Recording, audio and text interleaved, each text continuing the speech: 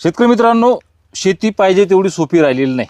शेतीमध्ये बऱ्याच काही अडचणी आहेत आणि सगळ्याच व्हिडिओमध्ये सगळे यशोगाथा टाकण्यापेक्षा ज्या अडचणी आलेल्या आहेत त्या सुद्धा टाकायला पाहिजे.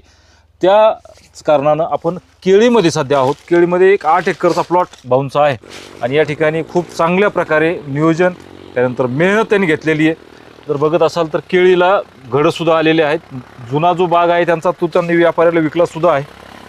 सध्याचा बाजारभाव जर धरला तर 2 रुपये किलो 3 रुपये किलो केळीचा चालू आहे. यापेक्षाही अजून काही बऱ्याच अडचणी आहेत ज्यामुळं उभ्या असलेल्या पिकामध्ये उभ्या असलेल्या या केळीमध्ये अगदी आता जर लावलेली त्यांनी तर भरपूर खर्च आतापर्यंत झालेलाच आहे. पण याच्यानंतर हे 2-3 वर्ष त्यांनी उत्पन्न दिले तरीही सुद्धा त्यांनी सध्या नवीन कालच हरू आणला. त्याची प्लास्टिकची पन्नीसुद्धा सध्या काढलेली नाही आहे, तुम्हाला दिसतंय. आणि हा जो हरू आहे हा हरूचा शुभारंभ त्यांनी कशावर केला तर या केळी पिकावर केला. आपण जे लावलेलं आहे आपले स्वप्न जे आहेत अशा पिकाला आपण स्वतः काढून टाकणं त्यासारखं दुःख कुठलंही नसतं. आता जर बघत असाल तर बऱ्याच शेतकऱ्याला शेतीमध्ये अडचणी येतात, तसे मला सुद्धा आलेल्या आहेत. आणि आपण सुद्धा आता बऱ्याचशा फळबागा ज्या लावलेल्या आहेत त्याच्यामध्ये बऱ्याचशा अडचणी आलेल्या आहेत आणि ते मी दाखवतो सुद्धा. तर केळीमध्ये काय अडचणी आल्या आहेत ते त्यांची आपण चर्चा करू. केळीची शोकगाथा याला आपण म्हणू शकतो, कारण की सुलतानी आणि आसमानी संकटाने बऱ्यापैकी शेतकरी परेशान झालेला आहे आणि त्याचाच परिणाम म्हणून हे सगळं काही आपल्याला दिसतंय. तर तुम्ही सुरुवातीला जर कमी पाहणारे जे वरवर पाहणारे जे व्हिडिओ आहेत त्या म्हणतील की सुलतानी आणि आसमानी कसं, तर आसमानी संकट ते तुम्हाला आम्हाला माहिती आहे 7-8 महिने प्रचंड पाऊस माझ्याकडं यांच्याकडं सगळ्याकडे झालेला आहे.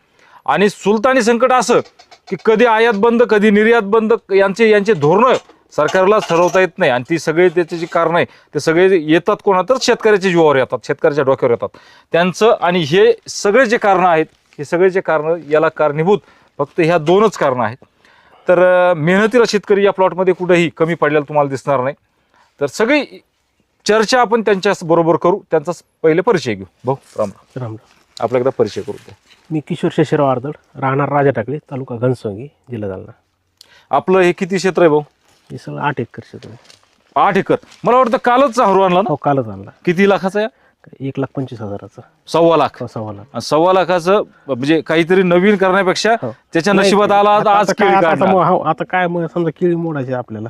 आता केळी मोडून याच्यावर वर टाकणं, बांधावर टाकणं म्हणजे ते खर्चिक होतं. त्यापेक्षा म्हणलं मग ह्याचं तरी समजा हे कटिंग होऊन याचं समजा ह्याचं तरी शेणखत म्हणजे खत होईल, कंपोस्ट खत होईल. बरोबर. त्या हिशोबाने समजा हे करा म्हणून. नाही तर याला प्रत्येक घड हे काढायचं म्हणलं तर मला इथं 8-9 हजार रुपये खर्च आला असता एकरी. बरोबर आहे. मजूर लावून बाहेर टाकायचं, बांधावर तोडा, बांधावर टाका. पर याचा वर खर्च वाढला 9-10 रुपये. 9-10 रुपये वाढला म्हणजे जवळजवळ नाही म्हणलं तर आपला 80-90 हजार रुपये. हो. बरोबर. पुन्हा मजूर भेटत नाही म्हणजे ते आहे नाही. त्याच्यामुळे मग समजा आपण पर्याय म्हणलं जाऊ दे आपल्याला समजा लागणारच आहे तर म्हणलं हेच करून घ्या. काय पण असं शेणखत इतकं महाग झालेलं आहे. शेणखताचं पण शेणखत नाही आपल्याकडे, काही नाही समजा ढोरं कमी असले. आणि बोलत असताना किशोर भाऊ हे फार अभ्यासू शेतकरी आहेत.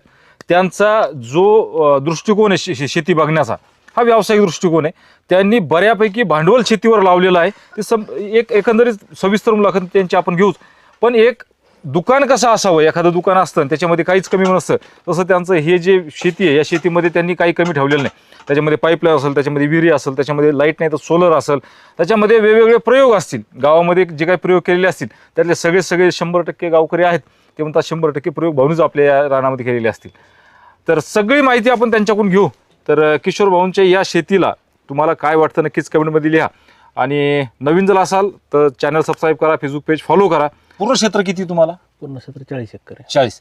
त्यातलं हे जे पीक आहे आपलं हे इथं ते 13-14 एकर आहे समजा. म्हणजे पीक केळीचं पीक केलं तर म्हणता समजा एक प्लॉट, एक शेत केळीचं, एक शेत ऊसाचं, असं या पद्धतीने सगळं नियोजन चालू होतं समजा. बरं. केळीचं आता आपली अडचण काय काय आली समजा केळीमध्ये? नाही केळीत म्हणजे केळीची अडचण असं झाली की कालचा पाऊस आहे. कालच्या पावसाने ती मुळी चलली नाही तर झाडाची ग्रोथ म्हणत अशी झाली नाही. आणि जो काही प्लॉट आलेला होता हार्वेस्टिंगला त्या प्लॉटला भाव नसल्यामुळं हेच नाही समजा हे मनात असे भाव भेटला नाही. भाव किती मिळाला तुम्हाला? सगळ्यात सुरुवातीला 1900 रुपयेपर्यंत भेटता आपल्याला क्विंटल. 19,000 रुपये टन. तर मग पुन्हा मागून कमी होत होतं. आता समजा 3,000 रुपये टन आला डायरेक्ट. 3,000 आणि 3,000ला पण ते बळच असे समजा किती बळच शेतकरी व्यापाऱ्याच्या मागायला लागतं. भाई आज ले लो, कल ले लो, वो बोलते परसों आएंगे, परसों नाही आहे. आएंगे हम के उधर गए वाले ऐसा वैसा करके थोडंसं हे करते टाळाटाळ होते आजच्या कंडिशनला. तर भाऊ या केळीला म्हणजे काय काय लागलं किंवा मग काय कसं कसं तुम्ही काम केलं?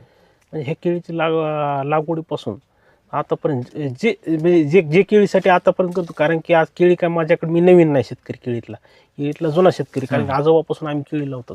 आणि ह्याच्यामध्ये केळीत माझं इतकं लक्ष असतं, माझं वैयक्तिक खर्च नाही तेवढा खर्च मी ह्या केळीवर ह्याच्या म्हणजे कोणत्या प्रत्येक पिकावर मी करतो. शेतीवर सगळ्यात जास्त खर्च माझा आहे आजच्या कंडिशनला. पण जे पाहिजे जास्त जागेवर पुन्हा तसं नाही की समजा आजचं उद्याचं परवा पण नाही होऊन देत, समजा टायमाला देणं सगळं. आता केळी पीक आहे, केळी पिकाला तुम्ही मल्चिंग सुद्धा केलेलं आहे. मल्चिंग केलेली आहे.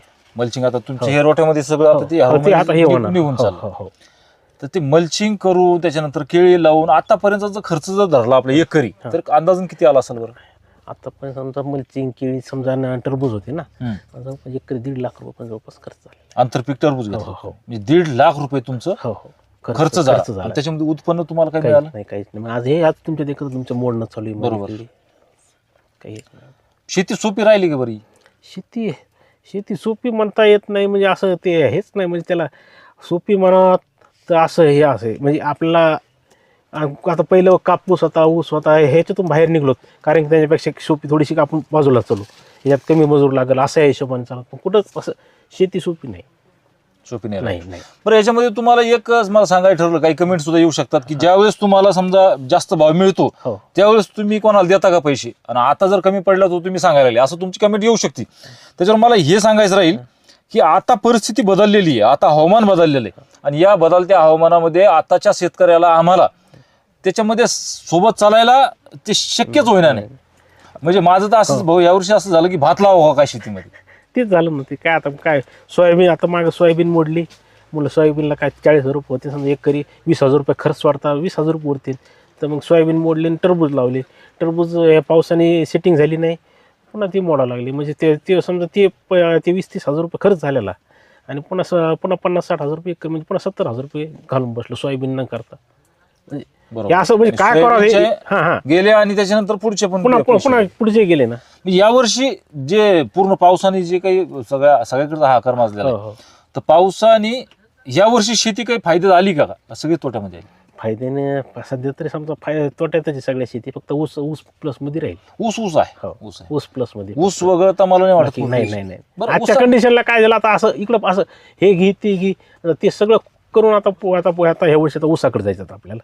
आता पुढच्या वर्षी महापूर आहे.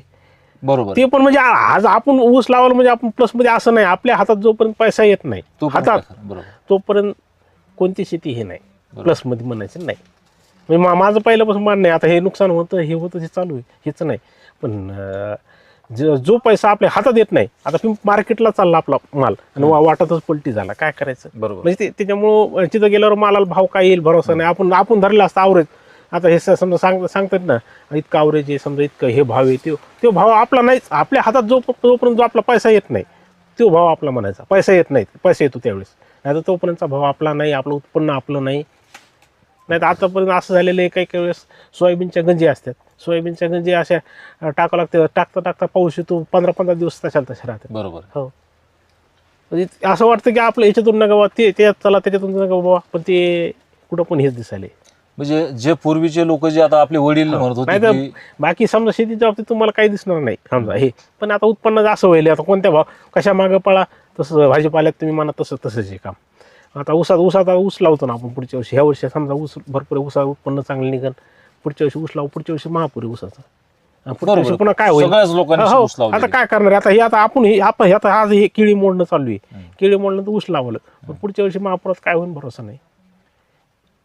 बरोबर. म्हणजे हे पण आता आपण जे पुढचा पर्याय निवडला, भीती आहेच मला, म्हणजे येत नाही. त्याच्यामुळे मी समजा हे पर्याय आपण काढला होता, म्हणून नाही आपल्याला याच्यात थोडंसं हे करता येईल. एक शेत असं एका शेतात मुद्दाम ऊस ठेवला होता, एका शेतात मुद्दाम केळी कशासाठी फक्त त्याच्यामुळे केलं की टप्प्या खाली चालत. आणि केळी हा असा पैसा आहे ATM सारखा. बरोबर. पहिलं काय म्हणायचे, केळी म्हणजे बाखाडात कोणता पैसा नसतो, त्या टायमाला केळीचा पैसा असायचा. म्हणजे काय असं जुलै ऑगस्ट ह्या महिन्यात कोणता पैसा नसतो. पहिल्या शेतकऱ्याला पैसा यायचा मुगाचा राईट सगळ्यात सुरुवातीला, आणि तोपर्यंत हे पैसा असायचा, त्यामुळे लोक केळी करायचे पहिले. आणि ATM म्हणतात, आता ही ATM आहे, पण हे असा भाव म्हणलं तर 2-3 वर्षी काही नाही, कारण की ह्या वर्षी आज झाले. ह्या वर्षी समजा मलाच रोप घ्यायचं मला 3 आणि 4 महिने वेटिंगवर थांबावं लागेल केळीच्या रोपासाठी. बरं हां म्हणजे आज लागवडच इतकी झालेली आहे, आता त्याला पर्याय हे पण नाही. आपण समजा मार्केट आहे, शेतकरी आहे, कारण की आपण आता मीच माझ्याकडे 2 एकर असायचे, समजा वाढत गेलं एक्स्ट्रा. याच्यामध्ये अजून एक अडचण अशी आहे की जो काही तरुण वर्ग शेतीमध्ये आला, हो हो आता तो माहिती जर समजा त्याला विद्यापीठाकडून मिळाली नाही किंवा मग पेपरमध्ये मिळाली नाही, सोशल मीडियाला वाहनं आली, आता आपण जिथं तिथं जाऊन माहिती घेतो आणि टॉपचा करायचा प्रयत्न करतो. आता मला वाटतं तुम्हाला तुमच्या शेतीमध्ये डाळिंबे होते, त्यानंतर मोसंबी आहे, त्याच्यानंतर तुम्ही कपाशीमध्ये 25 ॲव्हरेज काढलेलं आहे, बरोबर? म्हणजे तुमचा दूरदर्शनवर कार्यक्रम 2011ला माझं 25 ॲव्हरेज 100% हो ना, दूरदर्शनवर कार्यक्रम सुद्धा तुमचा झाला. त्याच्या पिरियडला जे तरुण वर्ग शेतीमध्ये आला तर त्याला माहितीची कमी शक्यतो पडत नाही, बरोबर आहे? वाहनं आले आणि सोशल मीडिया सुद्धा आलेला आहे, तर त्याच्यामध्ये जाऊन येऊन आपण माहिती घेतो, स्वतः सगळी माहिती घेणं ते सगळे आपण टॉपचा करायचा प्रयत्न करतो. पण त्याच्यानंतरच्या आता माझ्या बाबतीमध्ये जर चर्चा, हे 2 जण बंधू आहे, तुम्ही किशोर भाऊ यांचं नाव अमोल भाऊ, किशोर भाऊ आणि अमोल भाऊ तसे 2 बंधू आहेत. तसे मी दीपक आणि उद्धवराव असे 2 आम्ही बंधू आहे, नाना. तर प्रत्येकाचे जसे यांच्या अडचणी तसे थोड्या बहुत आमच्या सुद्धा अडचणी असतात, कारण की आपण कुठंतरी काहीतरी नवीन करायला जातो. वडिलाचं सांगणं वडिलाचं असतं थोडंसं, वडिलाची पण आता तिथं जायला लागलो आपण. हो, पण वडिलाकडे असं द्यावं लागेल ना. आता म्हणजे प्रत्येक वेळा आता वडील म्हणायचे ऊस लावायचं, पण आता मी म्हणलं जाऊ दे ना गो, हे आपलं हे बरं नवीन काहीतरी हो म्हणजे होत्या वडिलापासून केळी आहेत, पण केळी जास्त वाढलेली आपण. त्यांचं कसं असं जे आहे का वडील म्हणा, हे बाकी आपल्या जुने ते म्हणजे सगळं लिमिटेड असतं, बरोबर. म्हणजे आणि ते जे दिसतं ते बरोबर. आपण काय होतं, आपल्याला थोडंसं वाटतं, थोडंसं फिरून आली की आपलं वाटतं नाही थोडंसं वेगळं काहीतरी करू, तर कुठं पण हे होईल. आता असं झालं की वडील जसं म्हणते तसं त्या पद्धतीने चला. म्हणजे हा सुद्धा शेतीमधला होणारा बदल आहे, तो काय फायद्याचा आहे का तोट्याचा तो तुम्हीच बघा. आपण जे म्हणतो की हरित क्रांती किंवा मग वेगवेगळे काही मोठमोठे शब्द आपण वापरतो, पण आताची घडीची परिस्थिती जी आहे तरुणाची, ती ही अशी झालेली आहे. किशोर भाऊ जे सांगतात हे खरी सत्य परिस्थिती आहे. आम्ही काहीतरी नवीन करायचा प्रयत्न करतो, तुम्हीच करत असताल, पण अचानक आपण जे करतो ते प्रत्येक जण करतो म्हणा, किंवा मग जे हवामान आहे ते त्यामध्ये काहीतरी फाट मारते, टांग मारते, किंवा जे काही राजकारणी आहे, सरकार आहे, हे सरकारही त्याला पाठिंबा द्यायला तयार नाही, बरोबर? नाही कारण काय झालं, शेतीवर निर्बंध आहेत प्रत्येक. तुमचं बाकी कशावर निर्बंध नाही, फक्त शेतीवरच. शेतकरी जो पिकितो, कष्ट करून खातो, जे कष्ट न करतात त्याच्यावर निर्बंध टाकायचे. कष्ट न करणाऱ्या याच्या वस्तूवर तर त्याच्यावर न वाटतं आपल्यावर निर्बंध आहेत. आता ऊसाचा भाव कुठं जाऊ शकतो, निर्बंध काढले तर, पण ते कुठंच नाही. केळीवर तुम्ही बाहेर आयात मध्ये बाहेर पाठली तर तुम्ही बाहेर समजा इथं नाही पाठवायची, त्या संघ नाही पाठवायची, मग ते हे होईल. नाही तर आखातात गेली त्या टायमाला 2,500-3,000 रुपये क्विंटल हे विकले, केळी विकले आपल्या सोलापूरच्या. 3-4 हजार टन पर्यंत गेले बाहेर, एक्सपोर्ट केला. जो माल आहे का केळीचा एक्सपोर्ट केलेला, जसं आपण पहिलं म्हणतो जळगाव हब आहे, जळगाव न आता सोलापुरी हब. चांगल्या क्वालिटीच्या केळीसाठी. म्हणजे याच्यामध्ये आपण असं म्हणू शकतो की सरकार निर्बंध जे काही समजा लादलेले आहेत, जे की पार जेव्हा पंडित नेहरूंनी लावली, बरोबर, त्याच्यानंतरचे त्या कुठल्याही सरकारनं, मी प्रत्येक व्हिडिओमध्ये बऱ्याच व्हिडिओमध्ये सांगतो, महागाई तुम्ही म्हणतात, महागाई आता महागाई तुम्ही समजा 40 रुपये किलो कांदे झाले की तुम्हाला महागाई काय, तुम्हाला रोजचा कांदा एकच लागतो, ते 2 रुपयाचा लागतो, त्याला महागाई कशाला म्हणता तुम्ही? बाकी तुम्ही रोज तुम्हाला दुसऱ्या गरज आहेतच ना, त्याला महागाई म्हणा तुम्ही. एखादा लगेच 10 रुपयाने वाढतं, एखादा पोतं आता येणं वाढत, त्याला महागाई म्हणा. त्याला न म्हणता तुम्ही डायरेक्ट त्या कांदा 4 रुपये असं त्याच्यामुळे सरकार बदलतं, म्हणजे काय ही शोकांतिक आहे. दुसरी गोष्ट भाऊ, एक आपण हे बी पाहायला पाहिजे, जे विरोधकातले असते, शेतकऱ्याचा पक्ष कोणता, तो विरोधी पक्ष. पण विरोधकाला काय त्याची भूमिका मांडायची हे सुद्धा कळत नाही. आता पाठीमागं तुम्ही एक क्लिप फिरत होती बा, की एक क्लिप अशी फिरत होती की शेतकऱ्यांना बाजारभाव मिळाला पाहिजे, शेतकऱ्यांचं भलं झालं पाहिजे, आणि दुसरी क्लिप अशी फिरत होती की कांद्याच्या माळा गळ्यात घातल्या आणि विधानसभेवरती म्हणजे पायऱ्यावर बसून हे म्हणत होते की महागाई वाढली. आता तुम्ही जे म्हणत होते दररोज एकच कांदा खायचा ना, आता मग ते एवढं सरकार पडतं, म्हणजे खरी शोकांतिक आहे ही. कारण की सरकार शेतकऱ्यासाठी वाली कोणी नाही, शेतकऱ्यासाठी कोणीच नाही. आणि समजा आपले आहेत तर ह्याच्यात राजकारण घुसलं असतं, हे पुढारी ते पुढारी म्हणून समजा कोणी एक शेतकरी कधी एकी होऊन देणार नाहीत, कधी काय होऊन देणार नाही, हे राजकारणीच करणार आहे, हे बाकी कोणी नाही करणार. आणि आमचा उद्देश दोघांचा सुद्धा, मी सुद्धा त्याच उद्देशाने आणि भाऊ सुद्धा त्याच उद्देशाने बोलतोय की याच्यामधून निराशाजनक तुम्ही हा व्हिडिओ घेऊ नका. हा व्हिडिओ एक संघटन म्हणून घ्या. जर शेतकरी एकत्र आले तर ही परिस्थिती बदलू शकते. पण शेतकरी येतो एकत्र पण राजकारण यावर शंका आहे. बरोबर आहे? खरे खरे खरे म्हणजे नाही झालं ना ते. विषय असा होऊन जातो की शेतकरी एकत्र येत नाही. हो. एकत्र आला तरी त्यातले जे प्रमुख नेते असतात ते काहीतरी गडबड करतात हो. आणि त्याला काही भेटत नाही. नाही नाही नाही काय मी काय म्हणलो जो होऊन गेले काही काही नेते हो. पण त्या काही काही पुन्हा नंतर काही काही त्याच्यात काय असं एखादा कसा कांदे असे कांद्यात एखादा सडका कांदा असतो. त्या कांद्यामुळे चांगल्या लोकांना हो, पण हो. त्याच्यात हेवा लागायला. होऊन जातं. बरोबर आहे. तर आपण परत आता केळीवर येऊ. तर भाऊ आता 8 एकर मध्ये तुमचं नाही म्हणलं तर जवळजवळ एक 10-1 लाखाच्या पुढे खर्च झाला. खर्च झाला. त्याच्यामध्ये सगळ्यात महत्वाचं म्हणजे यांचं परत एक की डुकरं या परिसरात भरपूर हो असतात. हो कारण की ऊस भरपूर हो. आहे.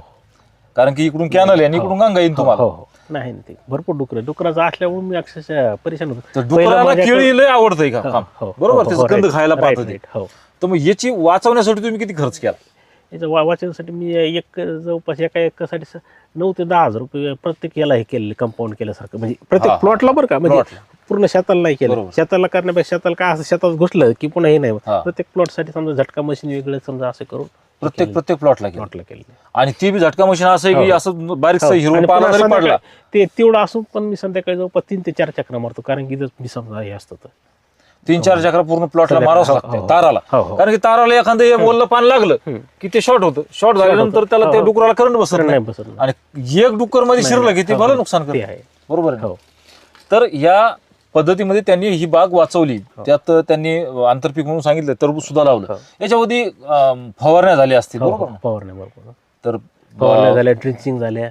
ड्रिचिंग पण झालं. हो हो तर हे तर तुमचं अति वल्ल होतं त्यावेळेस. हो हो बऱ्यापैकी ड्रिचिंगला सुद्धा अडचण आली हो असं. हो नाही तसं नाही समजा ड्रिंचिंगला तरी पण ड्रिंचिंग केली आपण समजा उरला असलं ना हा. तरी पण म्हणजे कारण की काय आता हे व्हाईट रूट मला समजा मी लय जपलं पण ते व्हाईट रूटला पण आज झालं की व्हाईट रूट डायरेक्ट त्याला बुरशी पडली त्याला. बर त्यासाठी आपण ते हे फेकलं. मी ट्रायकोड्रामा भरपूर वापरला. बरं. त्या एकरी मी 4 ते 5 किलो ट्रायकोड्रामा टाकला. बर बर बर ते बायोमिक्स होतं बायोमिक्स हो. लिक्विड मधलं हो. ते पण वापरलं बर पण त्यानं पण समजा ती बुरशी समजा हे झाली नाही माझी. बरोबर. हो महामंडळात आणून तर हे अशा अडचणी शेतकऱ्यांच्या आहेत. आणि आज अक्षरशः जर पाहत असाल तर पाठीमागे ट्रॅक्टर चालू आहे आणि पूर्ण हा जो प्लॉट आहे 8 एकरचा ना आपला हो 8 एकरचा प्लॉट पूर्ण काढून टाकणं चालू आहे. यातली तुम्ही मला वाटतं केळं याला ढोरायला गाईला पण हो दिली हो हो वाटतं. हो इथं गोशाळा आहे दत्ता आबाजी आपली दत्ता आबाजी, हो. दत्ता आबाज त्यांना पण समजा त्यांना म्हणलं घेऊन जाते मी नेले जवळपास पलीकडच्या हो, हो, मोठ्या हो, प्लॉट हो, मधले. मोठ्या प्लॉट मधले. म्हणजे ही परिस्थिती शेतकऱ्यावर आलेली आहे. फुकट द्यायची वेळ सध्या आलेली आहे. आणि एवढं फुकट देऊन सुद्धा शेतकऱ्याला याच्यामध्ये जर पाहत असाल 10-12 लाख रुपये शेतकऱ्याला थोडी रक्कम नाही. आणि किती वर्ष गेली आपल्या याच्यातली आता? 1 वर्ष एक पूर्ण वर्ष गेली. गेली 1 वर्ष बरोबर ना? हो हो 1 वर्ष जिंदगीतलं गेलं हो. आणि त्याच्यानंतर एवढं नुकसान सहन करावं लागलं. करायचं बरोबर. हो. एक बरं आता या वर्षी झालं आता 2-3 वर्षांनी तेच चालू आहे. बरोबर कमी जास्त कमी हो, जास्त.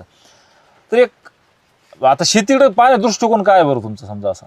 आता शेतीकडे काय शेती म्हणजे ऑप्शन असे काय समजायला इतके होईल की कोणत्या ह्याच्यात समजा कोणत्या ह्याच्यात गेलं तरी तेच होईल.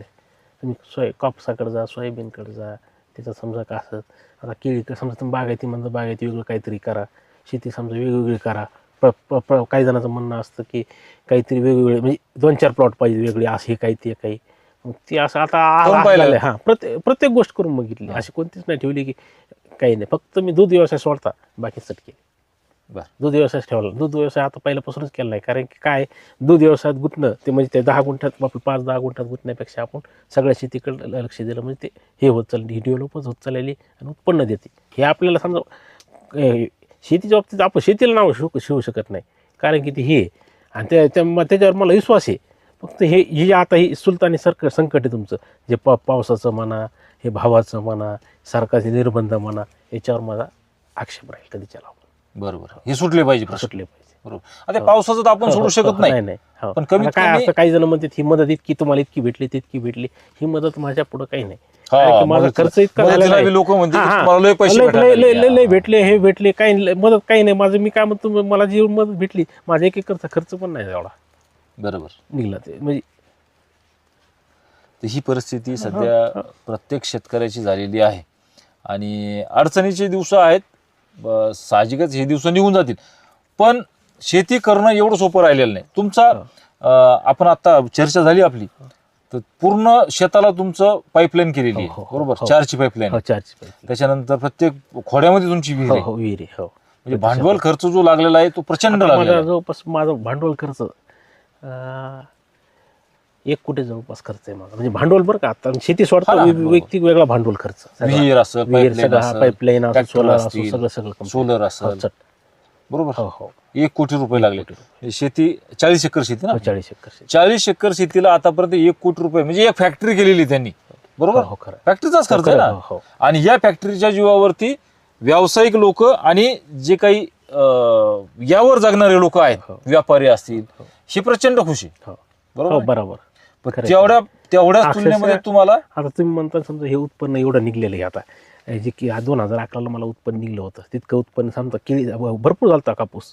पण ज्यावेळेस कापूस झाला, कापूस विकला, त्यात मला जवळपास 7-8 लाख रुपये तर मला याचे द्यावं लागले, मजूर. कृषी सेवा केंद्रावाल्याचे. कृषी सेवा हा, केंद्रात हा. म्हणजे हे पण आहे असं की त्याच्यामुळे ते ह्या पिकातून न गवत त्या पिकातून असं उत्पन्न भरपूर निघाले. पण हे केवीकेची मधात मग 0 बजेट शेती केली. ते पुन्हा काय आपले पाळीकर अण्णा त्यांचं वापरलं. ते नंतर सुभाष गायकवाड आपलं मिठाची शेती, मिठा शेती संभाजी गायकवाड. संभाजीराव गायकवाड त्यांचे म्हणजे काही ना काहीतरी असं थोडंसं एकच राहिलं, पण ते त्याचं कुठं काही समजा कुठंतरी आपलं टेकन बुवा समजा, किनाऱ्यावर सेंद्रिय लागेल. म्हणा तुमचं ते म्हणतात याचं फक्त भाजीपाला करून बघितलं, भाजीपाला बरं राहिलं, पण ते कसं असतं त्याला मार्केट नाही. बरोबर. आपलं बोडके ज्ञानेश्वर हो, बोडके, हो, ज्ञानेश्वर हो. बोडके त्यांचं सेंद्रिय. पण- सेंद्रिय त्यांचं केलं, तर फक्त घरच्या पुरतं करण्यात आलं. पण मार्केट समजा असं काय असतं, आपल्याकडे आहे, आपल्याकडे सोनं आहे, पण सोन्याची किंमत कुठे आहे? संभाजीनगर, बरोबर. पुणे ह्या ठिकाणी. तुमची माझी अडचण एक आहे, तुम्ही जर लांब असाल शहराच्या, तर यांची सुद्धा अडचण तीच असायला पाहिजे. हो. आता तुम्हाला जालन्याला जायचं म्हणलं तर तुम्हाला किती किलोमीटर पडतं? जालना 60-70 किलोमीटर. आणि परभणी जायचं असेल तर किती पडतं? 80 किलोमीटर. 80. म्हणजे 70 जरी धरलं हो. तर तुम्हाला नाही म्हणलं तर 3,000 रुपये गाडीवाला घेतो, हो, हो, छोटा हो, हत्तीवाला, हो, बरोबर? हो. 3,000 गाडीवाला घेतो, तोडायला त्याला कमीत कमी 1,500 रुपये खर्च हो, येतो. हो. 4,500. 4,500. आणि 4,500 नंतर तुमचं उत्पन्न, हो. त्याच्यात बी मग फवारण्या आल्या, हो, लय. जमिनीचं आलं, हो. तुमचं सगळ्या गोष्टी सगळं आल्या, केलं तर. आणि याच्यामधून शेतकऱ्याला काही राहत नाही. नाही एका एकर मधून 10 गाड्या जर गेल्या, हो. तर 10 गाड्यातली गेले तर 3,000 आणि 10 गाडी किती झाली? आता आमचा परिसर आहे, आमच्या परिसरातून कुमारप्रभा परिसरातून आमचा जो माल आहे का, माल फक्त पिंपळगावला जातो, पुढे जातच नाही आम्ही. कारण की पुढे गेल्यानंतर मालाचा भाव करणारे कोण आहेत? मार्केट कमिटीत व्यापारी लोक, आडते समजा, हे ते. इथं पिंपळगावात कसं आहे, पिंपळगावात 1700 मागितले त्याला पुढे जाता येईल, पण तिथं तसं नाही ना. बाकीकडे तिकडे असं जावं लागतं की तिथं आपले थप्पी देणं त्या व्यापाऱ्याकडे, ते म्हणणार इतकी पट्टी, इतकी कटली आपल्या हातात. तसं इथं नाही. आमच्या पिंपळगावात काय होतं, पिंपळगावात मालाचा भाव आपल्याला करता येतो. माल तुम्ही दाखविणं, भाव नाही, हा आपल्याला पटला ना, दुसरीकडे जाता येतो. पण तिकडे तर असं पुढं नाही. पुढं मालाचा भाव करणारे. हा, कारण की मी आता पण माझ्या जवळपास 20 वर्ष झालं मी शेती करतो. ते झालं तर मार्केटमध्ये समजा मोंढ्यातले झालं 3दा माल नेला आहे आतापर्यंत. आता सगळा माल मी पिंपळगावला देतो. आता हे माल इथं व्यापाराला इथं जागेवर येतो. मला शेती पिंपळगाव आणि शेतीचा आपले जो शेतीत जो भाव करतात तो भाव तुम्हाला दुसरीकडे कुठंच करता येत नाही. तुम्ही टरबूज नेले मार्केटला तर ते त्याचा माल भाव ते करणार. पण तुमच्या शेतीत जो माल आहे, शेतीत समजा 2 रुपये कमी होते, जागेवर विक्री झाली पाहिजे. जागेवर झाली पाहिजे. बरं, याच्यामध्ये बऱ्याचशा व्हॉट्सअपला एक क्लिप फिरती पहा, ती आपण सहज विरंगुळा म्हणून वाचतो की शेतकरी हा बळीराजा आहे, आणि शेतकऱ्यांनी जर समजा शेती करणं सोडून दिली तर तुम्ही काय खाणार? तर सहज एक प्रश्न विचारतो, सहज असा तो म्हणजे तो फार मोठा निर्णय शेतकऱ्यांचा जर राहील तसा राहिला तर, जर हे जर बदलायचं ठरलं आणि शेतकऱ्यांनी जर खरंच ठरवलं की साला हे आपल्याला जे काही गिरायक असेल किंवा शासन असेल हे आपल्याला मुजत नाही, आणि आपल्या घरापुरतंच खायचं करायचं आणि तेवढंच खायचं. एका जणांना तीळ करायचे, तिचं तेल त्यांना गावात वाटायचं, बरोबर? एका जणांना 2-4-5 रिठे लावायचे रस्त्याच्या कडीला, ते रिठे आपले नेऊन त्या कपडे धुवायचे. पुराणी जुनी कल्पना समजा होणार नाही. बरोबर ना. पण असं होऊ शकतं का भविष्यामध्ये? नाही होऊ शकत. कारण की आजकालचं कर्नाटकचं आंदोलन आहे, भावासाठी बिचारी ते करू लागले. किती वेळ लागेल समजा सगळ्या सिस्टीमला वाकायला किती वेळ लागेल? सर, शेतकऱ्यांनी ठरवलं की दूध आपल्याच वापरायचं, भाजीपाला आपल्याच वापरायचं, तसं नाही. वेळ लागायला काय नाही, एक दिवसाचा एकच दिवस बस झाला. पण शेतकऱ्यांची एकी होत नाही. आता आपण समजा आपण मुंबईचं याचं नागपूरचं आंदोलन केलं, बरोबर, आंदोलन झालं, सगळं व्यवस्थित झालं. फक्त सुकलं कुठं? मुंबईला गेलो. बरोबर. तुम्ही सरकारी जर बोललं असतं समजा जसं मराठा आंदोलनामध्ये म्हणत जातं जे वापरलं तसं सरकारी जर बोललं असतं थोडंसं हे झालं असतं तर काहीतरी आपण मुंबईला येतो म्हणले की ते त्याला अर्ध ते 50% त्यांना कळलं आंदोलन आपल्या हातात आहे. हा, मग हे झालं ते समजा काही झालं नाही समजा. एक त्यांनी अडचण पण आहे. असं म्हणजे त्यांनी आता समजा ते हे करायला तुम्हाला 1 जूनला तुम्हाला हे करायला कर्जमाफी हम्म. पण तोपर्यंत तुमचा शेतकरी सिबिल मध्ये चालला ना त्याचं बरोबर. क्रेडिट खराब होईल. तुम्ही दिलं तर बरं नाही दिलं तर याच्यातले 70% नाही, पण मी शेतकरी म्हणतो लोक भाऊ, हे भरणार नाहीत. मला तर असं आता प्रामाणिक इच्छा आहे बरं का, आता लोकांना काय वाटतं मला माहित नाही, तुम्हाला मला काय वाटतं ते माहित नाही. म्हणजे माझी एक इच्छा अशी आहे की तुम्ही 5 वर्षात आम्हाला भीक मागायला लावू तर आम्हाला कर्जमाफी द्या किंवा काहीच आमचं नका ते देऊच नका तुम्ही मालाला भाव द्या. हो मग तेच काहीच नाही. प्रक्रिया उद्योग तयार करा. कर्जमाफीची गरज नाही. कर्जमाफी म्हणजे काय करायला तुम्ही तात्पुरतं आम्हाला मला तात्पुरतं काहीच पटलं. नका आम्हाला स्वावलंबी करा बस पुन्हा बाकी काहीच नाही. बरोबर. हो तर शेती वाचन, नाही शेतकरी शेती वाचन. वाच बघतीच ना बाकी पुढच्या तुम्ही काहीच पिढ्या- नाही. तुम्ही मदत नका तुम्हाला काहीच नाही. तुम्ही फक्त एकच करा निर्बंध काढून टाका आणि चला जाऊ द्या मला शेतकऱ्याला जे मालाला भाव आहे ते वसलू द्या. नंतर तुम्ही त्याच्यावर निर्बंध आणायला कांदा काय लई गोष्ट नाही ना राव पण कांद्यासाठी पण तुम्ही निर्बंध आणणं म्हणजे प्रत्येक यांनी गोष्टीसाठी काय केलं माहिती का, हा जो कायदा आहे ना हा कायदा इतका असा लूज ठेवलेला आहे. त्यांना जेव्हा वाटतं नाही जीवनावश्यक शासनाला जेव्हा जीवनावश्यक नाही कायदा- जीवनावश्यक कायदा आहे तुमचा खरं तुमचा दवाखान्यात काऊन नाही चालत बाकी दुसरीकडे चालवा ना तुमचा तर तुम्ही त्याच्यावर निर्बंध काऊन नाही आणू शकत. बरोबर. जी बाटली जी आपण जे सलाईन लावतो सलाईनची बाटली त्यांना भेटते 8 रुपयाला 10 8 आणि त्याचे 250 रुपये घेते. आणि तिचे 300-250 रुपये घेते. हो, हो. बरोबर आहे. हो. ते जे पिन राहती हो. ती लावायची हो, हो. सिरीज म्हणते हो, त्याला हो. माहिती, नळी हो तिचं मला वाटतं 5 रुपये 6 रुपये रेट हो, असतो हो, हो. ती 140-150 रुपयाला भेटते. 150 रुपयाला बरोबर आहे. राईट. तर ह्या गोष्टी विचारात करता दुसऱ्या धंद्याच्या हो. आणि आमच्या शेतीच्या विचार करता हा खूप तफावत आहे. तर ही तफावत जर अशीच राहिली तर पुढची आपली पिढी जी आहे ती आपली पिढी शेती करील का? असं जर राहिलं नाही असं राहिलं तर मग आज काय तेच होईल ना. आज असं झालंय शेतकऱ्याच्या मुलाचं शेती करत शेतीत वाद दिसतो नोकरी करत तर नोकरीत कॉम्पिटिशन आहे पुढं जावात काय करत. आता कसं असतं समजा सिटीतल्या मुलांनी वेगळं सिटीतल्या मुलाला तिथं राहायला असतो तो काहीतरी करतो त्याला 4,000 रुपये पगार असले तरी तो करू शकतो. पण इथून जायचं नवीन रूम करणं मेस ते लय लांब जातं त्याला समजा बाहेर जाऊन काम करणं. आणि शेतीत पण पर्याय शेतीचं आज झालेलं आहे. शेतीत म्हणजे शेतीत पण इतकं व्हायला की आज रोजगार नाही राहिलं शेतीत पण लय म्हणत असं कोण काम करायला तयार आहे का करायला तयार नाही ना शेतीमध्ये? नाही ना नाही मग त्याच्यामुळे मी काय म्हणतो मला बैल बरं आता विषय बैल- निघलाच आहे. हा, हा. विषय निघलाच आहे. हा. तर तुम्हाला सांगतो जर समजा शासनाने ह्या योजना केल्या नसत्या हो जे काही समजा हो. ज्या गरजेच्या आहे हो. म्हाताऱ्या कोताऱ्याला ते आहेत. साहजिकच हो, आहे. हो, पण समजा ज्या शिल्लकच्या योजना आहेत जे काही मतदानासाठी केलेल्या हो, हो, हो. आहेत त्या योजना केलेल्या नसत्या तर प्रत्येकाला जगायला जसं झाड हो. जगायला हवा हो, हो, ऊन वारा हो. सगळं झगडत ते सगळं, जगत सगळं. एवढा पाऊस पडून सुद्धा हिरवगार आहे. हो बरोबर आहे. हो खरं. तसं आपण सुद्धा आपल्या गावातले जे काही लोक आहेत आपण मी सुद्धा हो, हो. काही ना काही काम करत राहिलो असतो. काम करत राहिलो. पण आता मला माहिती आहे की मला सगळं जर शासन द्यायला लागलं हो, हो. तर मला काम करायची नाही गरजच काय नाही करायचं राहील. नाही राहील. 135 कोटीचा आहे. एक अब्ज 35 कोटी हा म्हणजे 135 हा, कोटीचा देश झालेला आहे. Right, right. तरीही तुम्हाला शेतीमध्ये काम करायला मजूर नाही मजा भेटणार. नाही. आता त्याच्यामुळे अक्षरशः आम्हाला आता आजोबापासून आम्ही भरपूर ढोरं म्हणजे बैल हे भरपूर मोठा आमचा खटला होता. पहिले 2 बैलावर आलो पहिले दोन बैलावर केली. आता शेती असं वाटतं की बैल नको मग काय होतं मजूर असले समजा एक माणूस असला तर एक माणूस सगळी शेती करू शकतो. त्याच्यामुळे यांत्रिकरण करावं लागेल ट्रॅक्टर घ्या काहीतरी घ्या नाही तर बैलाशिवाय शेती नाही आपण आहे बरोबर. हे म्हणणारे मी आम्हीच हो ना. पण आम्हाला पण आता पर्याय नाही राहिला मग आम्हाला शेती समजा हे करून रात्री बैल पण नाही राहिले. नाही बैल नाहीत ह्या वर्षी ठेवले बैल न ठेवले फक्त जे गाई ते थोडेसे ठेवलेले आहेत बस. आणि मी तर म्हणतो शासनाने एवढं समजा शासन निर्बंध करतं की नाही शासनाने आपल्या खर्चावर आधारित भाव जर दिला आपल्याला आणि सरळ 2 एकर 3 एकर शेतकऱ्याला जर बैलजोडी धरली हो हो बैलजोडी धरली हो, हो. आणि त्या बैलजोडीचा भाव जर शासनाने दिला हो हो तरी शेतकऱ्याला अडचण नाही बरं का. हो खरं आहे. एक तर तुम्हाला भावही द्यायचा नाही हो हो आणि तुम्हाला ह्या फुकटच्या योजना आणायच्या. हो, हो. बरं दुसरी गोष्ट जर बैलाचा जर हिशोब लावला तर एक चांगली बैलजोडी कमीत कमी 8-10 पेंड्या खाती. हो हो हो मोकळे. 40 रुपयाला पेंडी हो 40 रुपये पेंडीची झाली हो तर 300-400 रुपये माणसाची मजुरी आहे. हो बरोबर आहे. 200 रुपये ते धरा अर्धा रोज. हो हो तुमचे किती झाले 40 आणि 200 600 600 गुणिले 30 रुपये 30 दिवसाचे किती झाले 18,000 18,000 रुपये. बरोबर ना. 18,000 गुणिले 12 महिने करा किती होते जवळजवळ 2-2.25 लाख होते. 2 बरोबर. हो एवढे जर शासनाने शेतकऱ्याला तेवढं जर धरलं हो हो किंवा याचा खर्च एवढा व्हायच का नाही हो, हो. तरी शेतकऱ्याला अडचण नाही, नाही. शेतकरी चांगला जगेल. चांगला जातो. पण तुम्हाला सगळंच फुकट खायची सवय लागलेली आहे. हो. बरोबर, त्याच्यामुळे शेतकरी अडचणीत आला, शेती अडचणीत आली. राईट. बरोबर ना. खरंय, तर बरोबर. भविष्यातली शेती फार अडचणीतली आहे.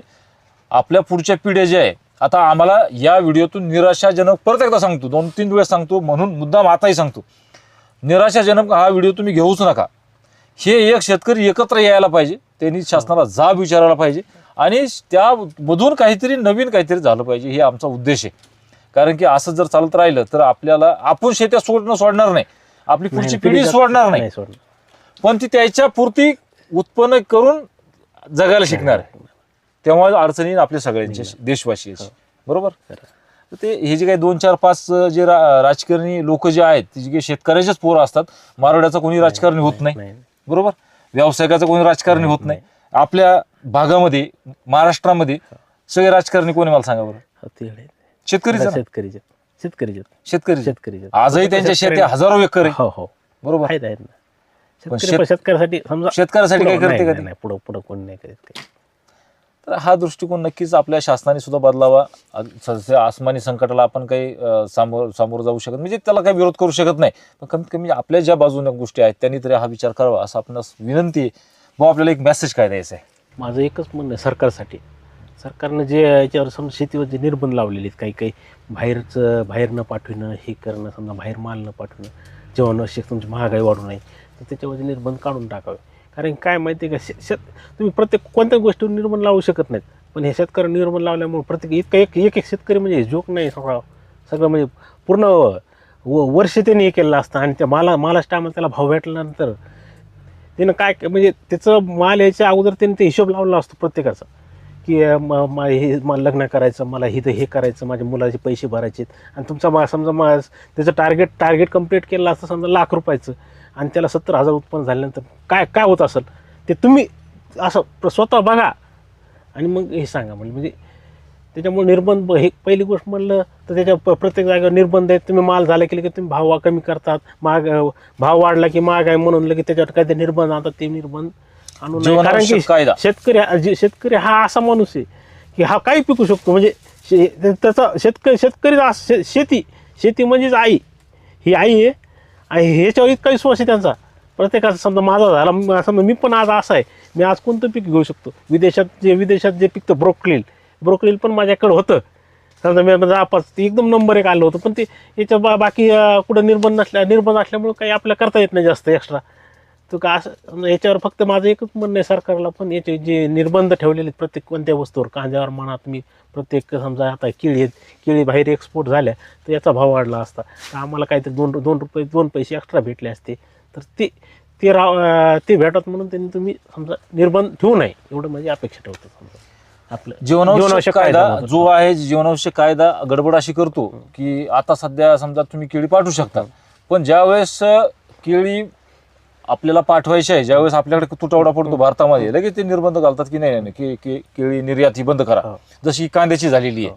त्याच्यामुळं बाहेरचे व्यापारी आपल्याबरोबर करार करायला तयार राहत नाही, कारण की आपली बाजारपेठ व्यापाऱ्याला माहित असते की ही गॅरंटी नाही, यायच्या राजकारणाच्या मनात आलं की हे लगेच बंद करून टाकते, आणि नंतर मग त्यांचा समोरचा केलेला करार असतो, हा तिथं अडचणीत. यावर्षी असं इराकला पहिले एक्सपोर्ट व्हायचा माल केळीचा, तो एक्सपोर्ट न झाल्यामुळं डायरेक्ट भाव उतरले, चांगला माल नाही भेटला, नाही गेला ना.